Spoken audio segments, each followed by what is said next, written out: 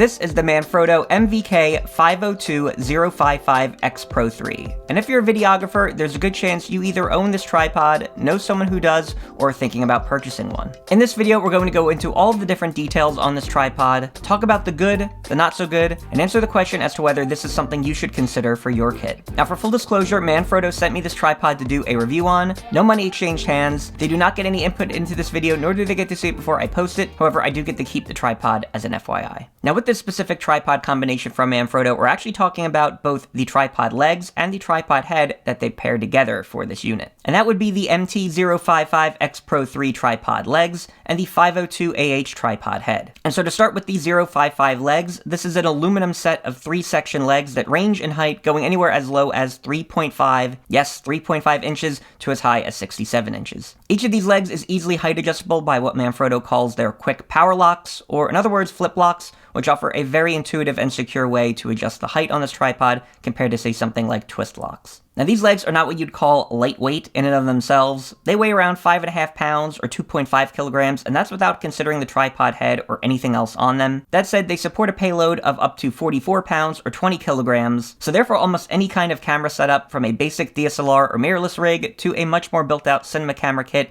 can be handled by this type of tripod. Now, the center column of this tripod is also height adjustable, and it can be oriented horizontally to help with situations like low angle or macro shots. The legs also contain an easy link attachment point, so you can add things such as a magic arm, an LED light, and other different accessories. And along the top of the tripod legs where the head would attach, you have a level adjustment that can be rotated 360 degrees, so really in any position that you think would be useful. And the legs have a 3/8 and 16th thread for being able to adapt any type of tripod head you could generally think of. But to talk about the 055 legs is only one side of this tripod's equation, so let's now talk about the 502AH head. Now, the 502AH is one of Manfrotto's professional line of fluid video heads. And of course, a fluid head is what's going to allow you to get very smooth pans and tilts for video work when you're using this tripod. Now, this is accounted for, of course, in a few different ways. One being that the 502AH has a fluid drag system, which, depending on the direction you turn the head, will allow for a different amount of resistance when doing pans with the tripod head. And this is helpful because a much lighter camera rig like an A7 body and a compact prime lens is going to require a much different amount of resistance when doing pans, say compared to a cinema camera like an FX6, an FX9, etc. And when it comes to tilts, there is also an adjustable drag system for those type of movements as well. Now, the tripod head does contain a level and can be locked in the center to stay at a fixed position. And the 502AH also comes with a height and angle adjustable pan arm that can be located on either side of the tripod head, depending on your preference. And to mount your camera to this tripod, it includes the 504P long plate, which is sort of a variation on Manfrotto's popular 501 plate design. This includes both 1/4-20 and 3/8-16 threads, as well as a locking pin, and allows for a lot of different flexibility with mounting different cameras and setups. And yes, you can also position where exactly the plate and the camera sits on the tripod head itself, and it includes a locking knob and a quick release mechanism for being able to do quick camera changes while using the head. Now, the 502AH does have a load capacity of around 22 pounds or 10 kilograms, so not quite the load capacity that matches the legs, but again, you can still fit a very large camera kit on this sort of setup. And when you purchase the 055 and 502 combo, you get an included set of manuals for the legs and head respectively, as well as one of Manfrotto's small locking mechanisms to be able to tighten the flip locks on the legs. So now that we've talked about the specs and features of the 055 and 502, we should talk about the good. And truthfully, there is a lot of good to talk about with this tripod. To start, this tripod legs and head combo is truly solid. And I mean that not just in terms of tripods in general, but even other Manfrotto models. Now, if you've been watching this channel for a bit, you'll know that I'm a big fan of the Manfrotto 290 Extra and 128RC tripod that I've done an entirely separate review on that I will leave a link to above and in the description below that you can check out. That tripod is a workhorse when it comes to standard DSLR and mirrorless camera kits. I use it for the vast majority of my gigs, and I'm always entertained by other folks who are used to much cheaper, less sturdy designs that are impressed when they see something like that. That tripod pales in comparison to something like the 055 and 502. Sure, of course, when it comes to something like payload, because this unit can support just so much more, but also in terms of the build quality and overall construction. Yes, there's something about this tripod model that you know you're getting a better quality product, not just in general, but from Manfrotto when you purchase it. The flip locks are just more robust and made of better materials. The aluminum on the legs seems thicker, and of course is heavier compared to the set of legs, say, on the 290 Extra. And a head like the 502 and its ability to handle fluid pans, tilts, and having a nice drag system is one of the best you're going to get, at least in its price point. As much as I love the 290 Extra and 128 RC, I've gotten pretty used to the fact of having to bring Matthews BOA bags, which are essentially lead shot-based sandbags, just to weight the tripod down. Together with the legs and head, this tripod weighs 8.82 pounds, and yes, that's not light, but what that does mean is it's going to provide a very solid, stable, and secure design, not just for the camera that you put on it, but of course for all of the different situations in which you might use it. Now, in my testing, I used this with a kitted out version of my Sony a7S III, attaching different accessories like a microphone, side handle, monitor, etc. But a tripod like this can handle almost any kind of setup, and that should be the other good point we should talk about here, which is this tripod's flexibility. Yes, at its closed length, this tripod is going to come in at around a little over 29 inches, which means in most standard tripod bags of around 30 inches or 3 feet, it should fit well within it. And of course, as we discussed in the specs and features, there's so many different setups you could do with a tripod like this. Yes, the legs are also adjustable at 4 different angles, and that includes the essentially 90-degree flat angle that you're seeing now. And this, plus the center post design and the flexibility of the flip blocks, means you can get this tripod extremely, and I mean extremely low to the ground, but also very high up to be able to get those more crucial shots where you really need some height and leverage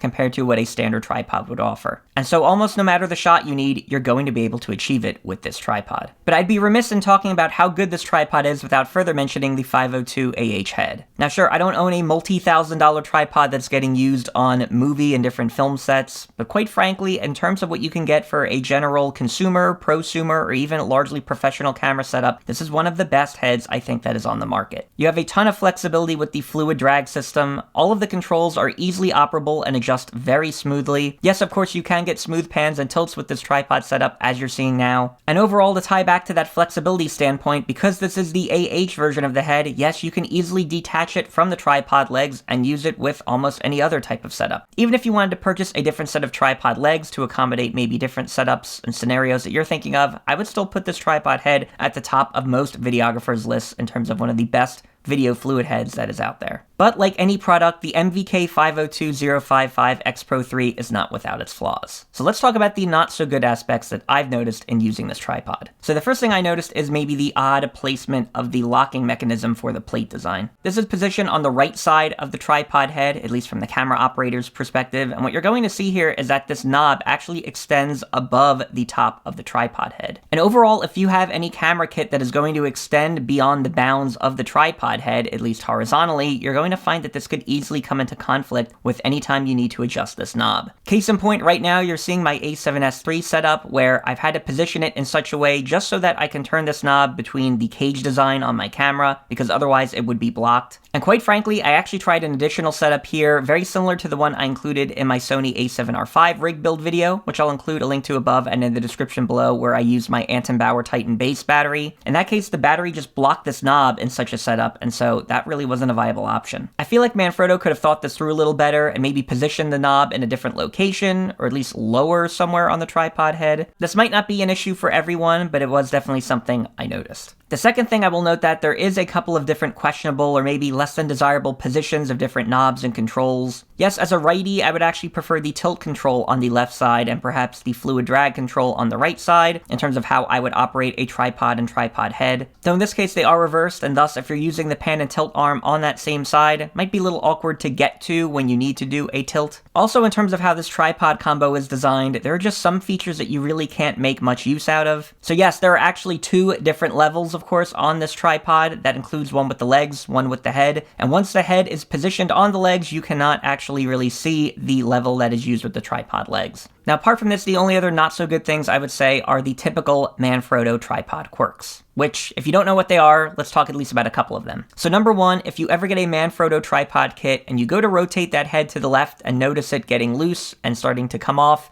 and you think that's just a design flaw or issue with the tripod, It is not. Manfrotto's legs include a flathead screw where the tripod head would attach that allows you to tightly secure the head to prevent it from ever twisting off. That said, it's not exactly intuitive or easy to find or get to, and I know several shooters that have just thought this was a common quirk of Manfrotto tripods without knowing that there was a way to solve it. The second quirk that I'll mention comes with that adjustment tool that's provided with the legs to tighten and adjust the flip locks. Number one, this tool doesn't really secure well to the tripod legs, so as soon as you get the tripod, you're going to want to remove it and store it somewhere securely. And yes, they do include that tool for a reason, because I found within my general use of Manfrotto tripods that the different flip locks and leg design do require periodic tightening as you use it. Failure to do this might mean that you show up at a gig one day and one of these legs or leg sections become loose, and you don't want to have that happen to you. But one of the biggest factors you're going to think of when purchasing a tripod is how this compares to others within its price point. And so yes, we should talk about price. Now, the MVK502055XPRO3 retails for around $440 US. And this places it in sort of a mid-price tier across different video and fluid head tripods, not just in terms of Manfrotto's line, but other competitors as well. And yes, given the fact that the 502AH head typically retails for around $230 US, and the 055 legs retails for around $290 US, you're saving a little under $100 US by purchasing these together in a combo, and given that and the overall amount of features and value that they've packed into this thing, I think that is a good deal overall. So in summary, what is my final take on the Manfrotto MVK502055XPRO3 tripod? This tripod has arguably become the mid-tier gold standard videographer and cinematographer tripod, I think for good reason. Seldom can you find a set of tripod legs that offer as much flexibility and are as stable as the ones that you have with the 055XPRO3. And when it comes to video heads that offer smooth pans and tilts and just a well-designed fluid drag system overall, you're not going to find much better than the 502AH. Taking all of that into account and combining it with other things like a very popular and well-established plate design, and also just paired together in general for a big savings, and it becomes clear why this tripod has become so popular over time. I see this tripod quite frankly everywhere, and it has been on my list to try and actually test out for a very long time. Of course, the open question here was to see whether this tripod lived up to the hype and actually was worth it, and now that I've gotten my hands on it and gotten to put it through its paces, I can truly say it is. So that is my take on the Manfrotto MVK502055XPRO3 tripod. Hopefully this video has been of some help to you. Feel free to leave a like and subscribe if it has. I have a number of different videos around tripods on this channel from Manfrotto and others that I would definitely encourage you to check out. And yes, there will be more on the way. For now, that is all I have to say. So thanks for watching.